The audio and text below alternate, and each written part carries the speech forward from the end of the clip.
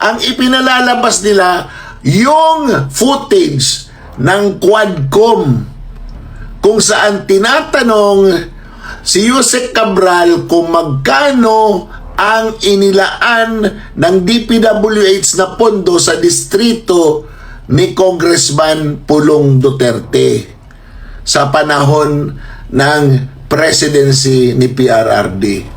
Yun ang tinatanong, at yung mga caption pare-pareho. Ano yung caption nila? Yung caption nila, ang hirap ipagtanggol ni Pulong. Ikinukonekta na naman nila yung pagkamatay ni Yusek Cabral sa mga Duterte. King-ina nyo, wala na talaga kayong magawang matino, no?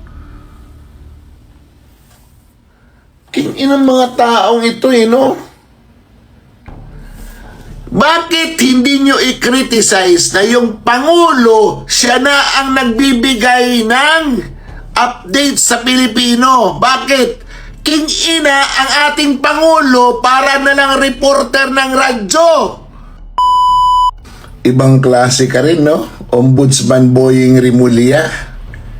Imbis na makiramay ka sa pamilya, inuna mo pa yung pag-uutos na i-preserve ang mga ebidensya, i-preserve yung cellphone.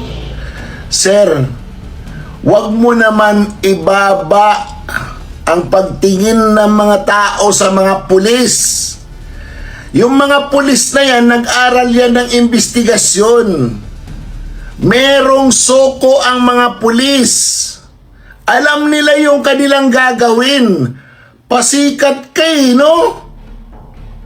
Ano yan, para magkaroon na naman ng propaganda mileage, para hindi mapag-usapan na ang bagal ng opisina mo sa pag-prosecute kay Romualdez. Puro ka lang yaw-yaw. Inang taon to, bastos, no? Diba? Yung pamilya, sir, wala ka na bang parang pakialam na talaga sa damdamin ng ibang tao? Diba? May pamilya yan, sir, hindi ka man lang nakiramay. Inuna mo pa yung ganyang bagay na parang pinagbumukha mo mga bobo yung mga pulis. Inang taon to. Ano ka ba? Ikaw ba yung chief PNP? Sa bagay, kapatid mo yung nasa DILG, pero hindi ikaw yung sekretary. Ano ba? Ikaw pa rin yung DOJ, ikaw na pa rin ang DILG, ikaw, magpresidente ka na lang kaya. Ikaw na ba yung presidente? Di ba? Ako, nakikiramay ako sa pamilya ni Yusek Cabral. Kuyang sir, my condolences sa pamilya mo. At sana magkaroon din ng kalinawan sa mga pangyayari sa pagkawala ni Yusek Cabral. At sana magkaroon naman tayo ng tinatawag natin na sense of propriety. Magkaroon naman tayo ng ganun. Diba? At sa mga statement mo, Ombudsman Rimulya, huwag mong turuan yung mga pulis. Kasi yung mga yan, professional yung mga yan. Nag-aral yung mga yan. Hindi mo na kailangan sabihin sa kanila. Parang sinasabi mo, ikaw na lang ang magaling dito sa Pilipinas. Sayang ang bayot. Ito'y may kinalaman pa rin sa pagkamatay ni Yusek Cabral.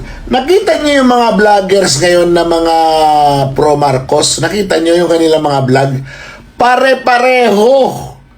Kitang-kita nyo talaga ng mga bayad yung mga putang ina, di ba? Bayad talaga, talagang pare-pareho. Ang ipinalalabas nila, yung footage ng Quadcom, kung saan tinatanong si Yusek Cabral kung magkano ang inilaan ng DPWH na pondo sa distrito ni Congressman Pulong Duterte sa panahon ng presidency ni PRRD. Yun ang tinatanong. At yung mga caption pare-pareho. Ano yung caption nila? Yung caption nila, ang hirap ipagtanggol ni Pulong.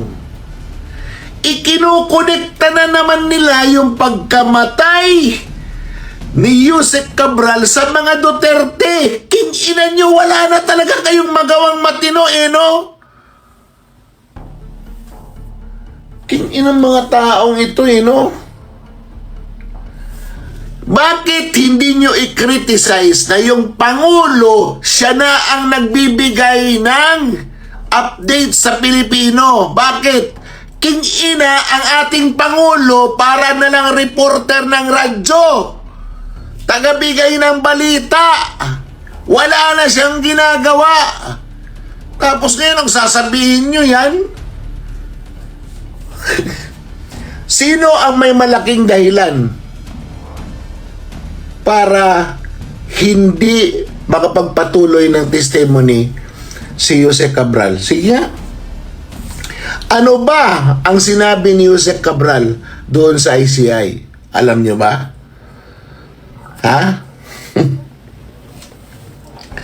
Puro kayo Duterte, baka mabulaga kayo pag inilabas ng ICI kung ano ba talaga ang testimony ni Yusek Cabral. Sino ang nag-utos sa kanya? Bakit pinapasecure yung kanyang cellphone? Special pa na order galing sa ombudsman. Bakit? Anong meron? Anong tinatago? Bakit Congressman Pulong ang pinalalabas nyo? Bakit Duterte na naman? Hindi nyo na mabibilog ang ulo ng mga Pilipino, mga king-ina ninyo. Kahit anong propagandang ilagay ninyo, hindi na naniniwala ang mga Pilipino. Ang tingin ng mga Pilipino sa inyo, mga demonyo kayo. Lahat dyan. Diba? Nakakagalit eh. Nakakagalit. Alam niyo bakit? May namatay na tao. Bakit hindi muna natin irespeto? Yan kaagad ipalalabas ninyo. Wala pang ang investigasyon. Yan na kaagad ang pinalalabas ninyo. Mga king-ina ninyo.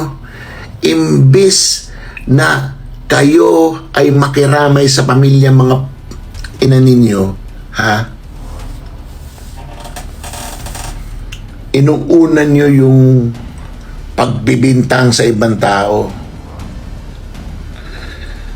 Ng mga to. Sana kayong lahat na gumagawa nito, sana hindi kayo mamatayan bago matapos ang taon na ito. Ana kayong ginawa ko, hindi puro Duterte, hindi pa nga nag-iimbestiga. Meron na kayong konklusyon. Naku po, bayot. Sayang ang bayot! Yan, isa pa yan. Mahilig gumawa ng storya, puta ka na, bayot talaga eh. Ito. May nadiskubre ako. Meron palang motto yung mga vloggers ni BBM. Ang motto nila, awat para tuloy-tuloy ang kawat. Anong ibig sabihin ng motto nila?